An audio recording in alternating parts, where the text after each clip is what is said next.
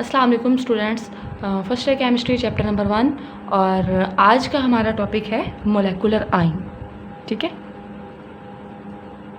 Molecular ion. इस topic में दरअसल हम इसकी डेफिनेशन को पढ़ेंगे। ठीक है, इसकी टाइप्स को डिस्कस करेंगे और फिर हम देखेंगे कि ये मोलेकुलर आयन जो है इसकी फॉर्मेशन कैसे होती है, इसको भी हम डिटेल में डिस्कस करेंगे।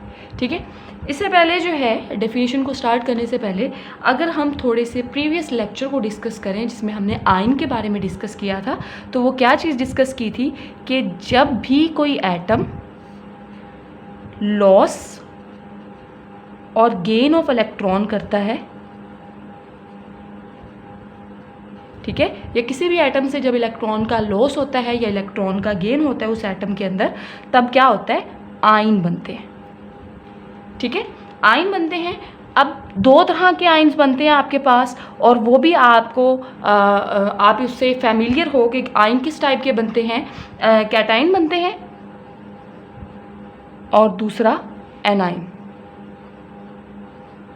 कैटायन कैसे बनता है, जब भी एटम इलेक्ट्रॉन को लूज करता है तो कैटायन बन रहा होता है, जब भी एटम इलेक्ट्रॉन को गेन करता है तो एनायन की फॉर्मेशन होती है। ठीक है, बिल्कुल सिमिलर इसी तरह से अगर मैं मॉलिक्यूल की बात करूं, मॉलिक्यूल, तो मॉलिक्यूल भी जब लॉस, मॉलिक्यूल के अंदर भी जब लॉस और गेन ऑफ इलेक्ट्रॉन होगा तो वो किस में चेंज हो जाएगा, मोलेकुलर आयन में। मॉलिक्यूलर आयन भी बोल सकते हैं, मोलेकुलर आयन भी इसको बोल सकते हैं। ठीक है, जैसे फॉर एग्जांपल मेरे पास ये CH4 है जिसको आप मीथेन भी कहते हो, उसमें से जब मैं लॉस ऑफ इलेक्ट्रॉन करवाऊं, लॉस ऑफ इलेक्ट्रॉन, तो मैं इसको कहूँगी CH4 पॉजिटिव। ये मेरे पास मोलेकुलर आयन की एक एग्जांपल है, पॉजिटिव मोलेकुलर आयन। अभी टाइप्स में इसको डिस्कस करेंगे, इसका नेम भी बताएंगे। और इसी तरह से O2 है मेरे पास, ये जो है इलेक्ट्रॉन को गेन करता है, और ये O2 और साथ में -1 ये। ठीक है, तो ये नेगेटिव मोलेकुलर आयन की एग्जांपल है। अभी इनके नेम्स क्या क्या हैं वो भी हम डिस्कस करेंगे, लेकिन सबसे पहले इन दोनों एग्जांपल्स को बेस बना के अब हम मोलेकुलर आयन की डेफिनेशन को स्टडी करते हैं। ठीक है, इसको मैं रेस कर रही हूँ।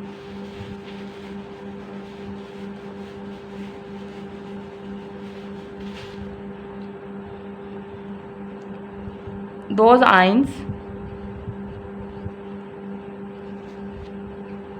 which are formed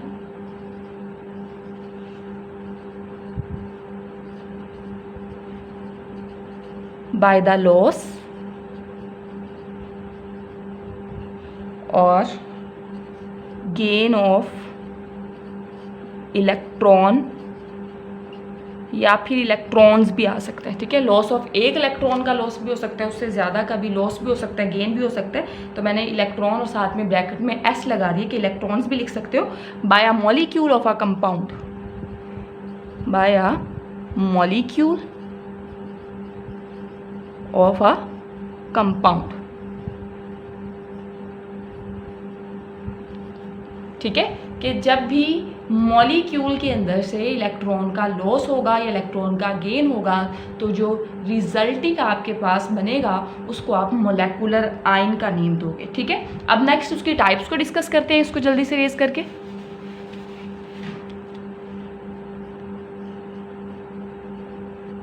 ठीक है स्टूडेंट्स, इसकी जो है बिल्कुल उसी तरह से जैसे आपने आयंस की टाइप्स को डिस्कस किया था, इसी तरह से यहाँ पे हमारे पास मोलेकुलर आयन की भी टाइप्स हैं। एक है cationic molecular ion,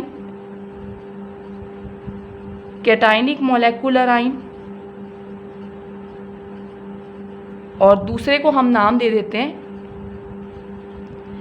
anionic molecular ion.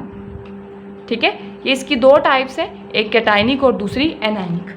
Cationic जो मोलेकुलर आयन्स हैं, दरअसल ये पॉजिटिव चार्ज होता है इनके ऊपर,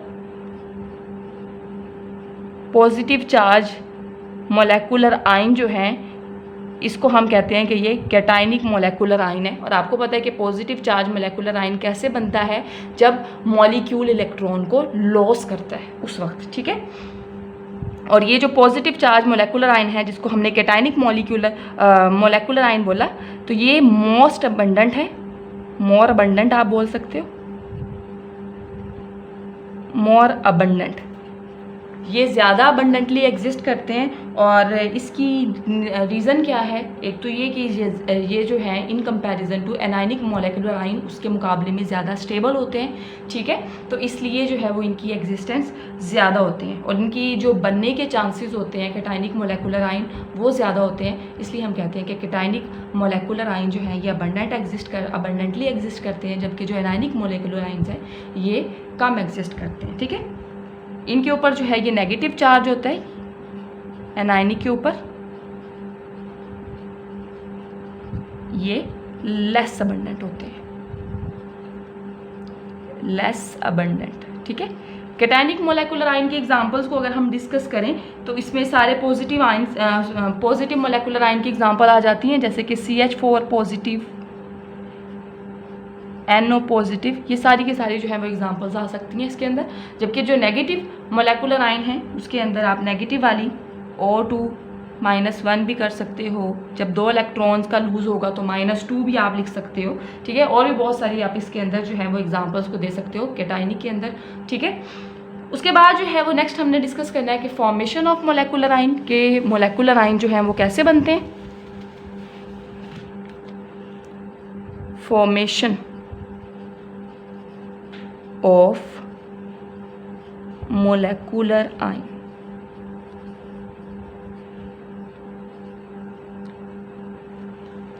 ठीक है। अब यहाँ पे जो है वो मैं आपको बताऊं कि जो आयन्स हैं, मोलेकुलर आयन है, ये सिंपली वैसे नहीं बन सकते, बल्कि इनको जो है वो बनाने के लिए कोई ना कोई एनर्जी प्रोवाइड करनी पड़ती है। और यहाँ पे जो है वो हम उसको कैसे जनरेट कर सकते हैं, by passing high energy electron beam can be generated. हम कह सकते हैं कि मोलेकुलर आयन जो हैं can be generated by passing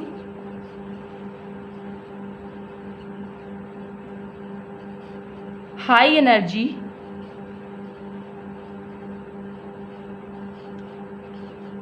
beam of electron,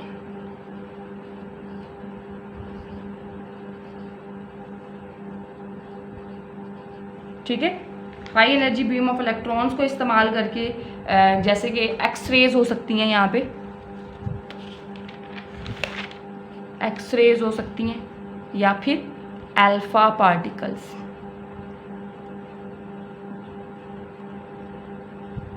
ये high energy beam of electron है।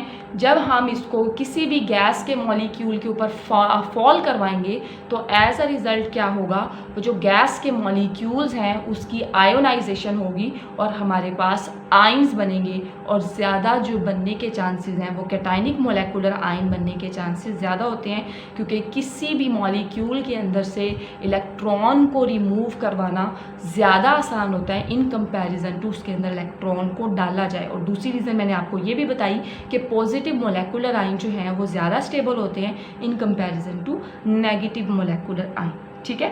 और ये था आज का लेक्चर। उसके अलावा जो मोलेकुलर आयन है, अगर हम इनकी एप्लीकेशन की बात करें तो इन मोलेकुलर आयन्स की मदद से हम किसी भी मॉलिक्यूल का स्ट्रक्चर डिटरमिन कर सकते हैं बाय यूजिंग मास स्पेक्ट्रोमीटर। तो ये इसकी एप्लीकेशन में आज आ जाता है। होप सो आपको इस लेक्चर की समझ आई होगी। अपना बहुत सारा ख्याल रखिएगा। अल्लाह हाफिज़।